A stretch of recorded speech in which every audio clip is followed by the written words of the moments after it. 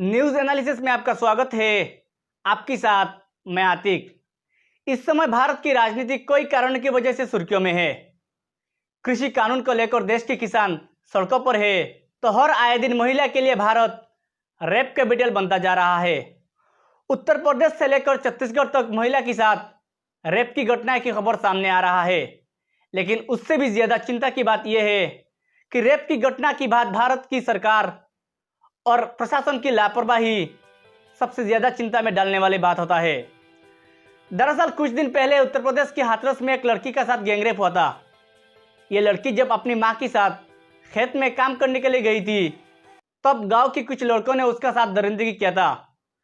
Gangrape की बात कुछ लड़कों ने उस लड़की की रीढ़ का हड्डी टूट दिया था, उसकी जीभ भी काट लिया था। लड़की ने जीने के लिए काफी कोशिश किया। लड़की ने कुछ दिन मौत से लड़ा था, लेकिन आखिरी सांस लड़की ने दिल्ली की सफदरजंग अस्पताल में ले लिया था। लेकिन उससे भी ज्यादा मानवता को क्रूरता करने की जो खबर है वो ये है कि जब लड़की की शरीर गांव में पहुंचा था, तो हाथरस की डीएम और एसपी ने रात के अंधेरे में 2:30 बजे लड़की की शव को जला दिया था। परिवार की मर्जी के खिलाफ डीएम की इस कार्रवाई ने सबने विरोध किया था। जब इस खबर की मीडिया ट्रायल शुरू हुआ था, तब सरकार बैकफुट में आया। आनन फानन में सरकार ने एसआईटी का गठन किया था। इस मामले की हियरिंग लखनऊ हाईकोर्ट और सुप्रीम कोर्ट में भी हुआ है। सरकार ने जब सोचा कि सुप्रीम कोर्ट के जाने के बाद कोई जवाबदेही नहीं बनेगा, तब आनन फानन ने फिर सरकार ने केंद्र सरकार को सीबीआई के लिए सिफारिश किया। राज्य सरकार की सिफारिश के बाद केंद्र सरकार ने सीबीआई की अनुमति भी दे दिया है।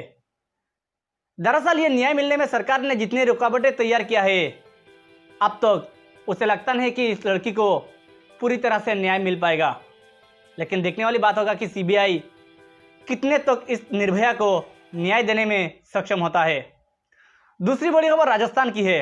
दरअसल राजस्थान में एक पुजारी को गांव के कुछ लोगों ने जमीन विवाद को लेकर पुजारी के ऊपर तेल डालकर जिंदा जला दिया था। जब पुजारी को अस्पताल में लाया गया, तब उन्होंने दम तोड़ दिया। उसके बाद परिवार धरने पर बैठ गया। इस खबर को भी जब मीडिया ट्रायल शुरू हुआ, तब सरकार हरकत में आया। सरकार ने 10 लाख रुपया की परिवार को आर्थिक मदद, पीएमजीवाई के तहत एक पक्का मकान और कॉन्ट्रेक्चुअल में एक नौकरी देने की वादा किया। तब परिवार ने धरना खत्म किया। तीसरी बड़ी खबर देश की राजधानी का है।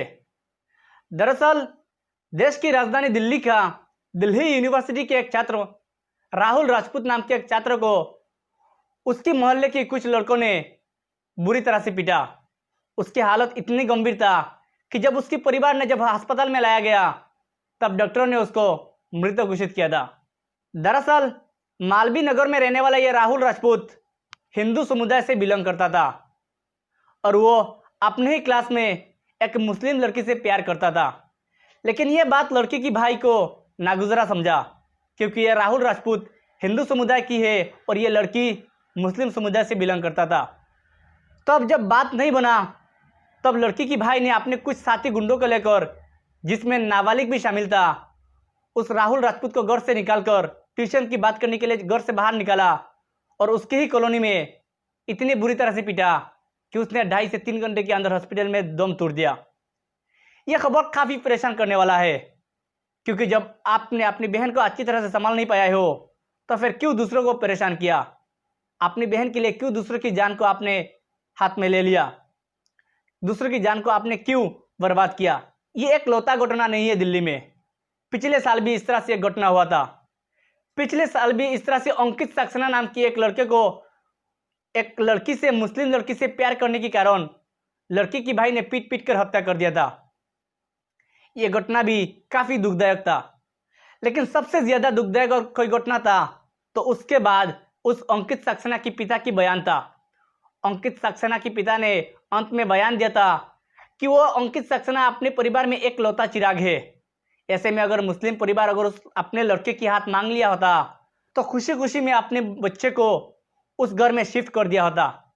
लेकिन ऐसा नहीं हुआ। लड़की की भाई ने और अपने रिश्तेदारों ने मिलकर उसको मार दिया था। अंकित सक्सेना भी अपने परिवार में एक लौता चिराग था। उसी तरह से राहुल राजपूत भी अपने परिवार में एक लौता चिराग है। ऐसे में आप ही समझिए कि लाभ के इस चक्कर में अंकित सक्सेना और राहुल को अपनी जान गंवाना पड़ा। ऐसे में दोनों परिवार के ऊपर कैसे बीत रहा है यह आप ही तय कीजिए। चौथी बड़ी खबर टीआरपी घोटाला का है। टीआरपी का मतलब है टेलीविजन रेटिंग पॉइंट, यानी इससे पता चलता है कि कौन सी चैनल ज्यादा देखा जाता है। उस रेटिंग के आधार पर ही उस चैनल को ज्यादा एडवर्टाइजमेंट मिलता है और कितने रुपये खर्चा करेगा वो कंपनी, वो उसी रेटिंग में ही पता चलता है। यानी टेलीविजन के लिए सबसे ज्यादा किसी की बात है तो वो टीआरपी है। दरअसल महाराष्ट्र की पुलिस कमिश्नर ने पिछले दिन प्रेस कॉन्फ्रेंस कर उस विषय में पूरी तरह से जानकारी दिया है। उस जानकारी के तहत भारत में 3 चैनलों को हेराफेरी करने में पकड़ा गया है। 2 चैनल मराठी है और एक भारत की रिपब्लिक टीवी है। रिपब्लिक सुनते ही आप चमके होंगे, हाँ ये वही रिपब्लिक है जब बक बक करता रहता है अर्नब गोस्वामी, उसी का चैनल है। उसी टीआरपी घोटाले में अर्नब गोस्वामी शामिल है और उसके ओनर के लिए भी समन जारी कर दिया गया है।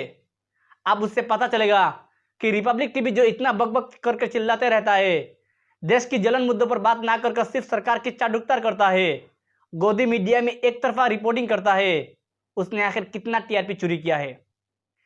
महाराष्ट्र की पुलिस कमिश्नर की माने तो पूरे देश में लगभग 30,000 से ज्यादा टीआरपी मशीन लगाए हुए हैं। ये एक चुनिंदे घरों में मशीन लगाया जाता है। जिस घर में लगाया जाएगा उस घर की ओनर को भी मालूम नहीं पड़ता है कि उसके घर में कहाँ टीआरपी मशीन लगाया गया है। महाराष्ट्र की पुलिस कमिश्नर परमजीत की माने तो मुंबई में ही लगभग 2000 से ज्यादा टीआरपी मशीन लगाया हुआ है। उस विषय में महाराष्ट्र की क्राइम ब्रांच की सेल जांच करेगा। जांच में यह पता चलेगा कि रिपब्लिक टीवी जब इतना बकता है, इतनी चिल्लाता है, आखिर उसकी टीआरपी इतना कहां से आता है। क्या उसने सचमुच टीआरपी चोरी किया है? ये टीआरपी चोर को आखिर कब तक ऐसे ही खुल्लम खुल्ला घूमते रहेगा? ये टीआरपी चोरी में लोगों की भावनाओं की खेल है, क्योंकि लोगों की भावनाओं के साथ खेलकर ये टीआरपी को अपने बड़े अंजाम तक पहुंचने का इरादा रखता है। महाराष्ट्र की पुलिस कमिश्नर की बात को अगर माने तो उसमें हजारों करोड़ की घोटाला है। जब जांच आगे चलेगा, क्राइम ब्रांच जब अपने जांच करेगा तो उसमें पता चलेगा कि रिपब्लिक टीवी ने आखिर कितना चोरी किया है। आज के लिए इतना ही, कल आऊंगा और नई खबर लेकर आऊंगा। तब तक आप खुश रहिए और अच्छे रहिए। धन्यवाद।